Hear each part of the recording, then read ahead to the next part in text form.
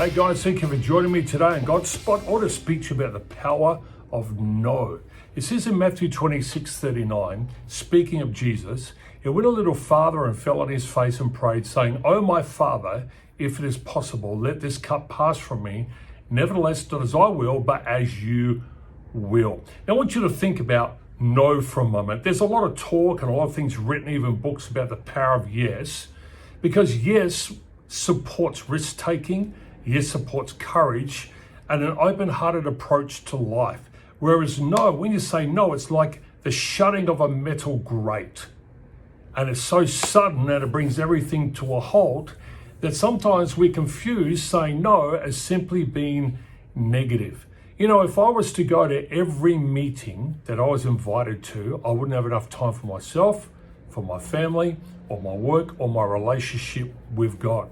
So now, no is a powerful word, but it's not necessarily a negative word, because when someone's negative, it's a chronic attitude.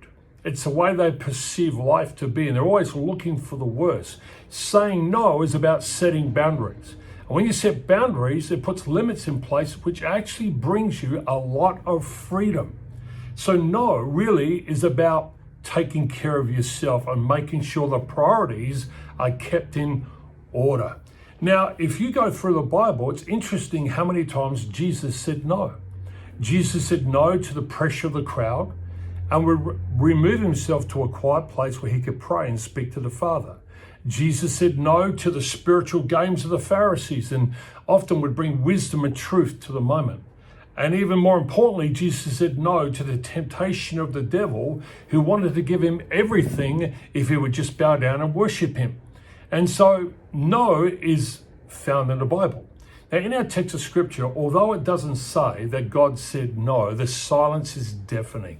Because the scripture says that Jesus prayed, "My Father, if it is possible, may this cup be taken from me, yet not as I will, but as you will." Now, although it's not recorded, the Father said no, the silence implies that's exactly what happened. Now, I wonder in your life today, what is it that you need to be saying no to? Maybe you need to say no to someone who is not a godly influence upon you at all. In fact, they're a bad influence. Maybe you need to be saying no to someone who is a distraction away from the things of God and what he wants you to do. And you need to put some boundaries in place, because that's godly and that's wisdom. Maybe you need to be saying no to something that monopolizes your time more than your time spending with God. That could be sports. It could be any type of hobby that you have. It could be a relationship that's interfering with your relationship with God. Maybe you need to be saying no regarding somewhere you thought you needed to be so that you can spend time alone with Jesus.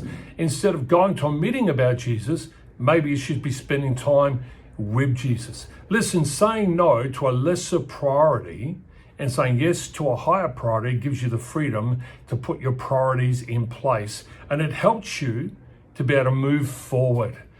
So today, God has equipped you with an unexpected and miraculous word called no.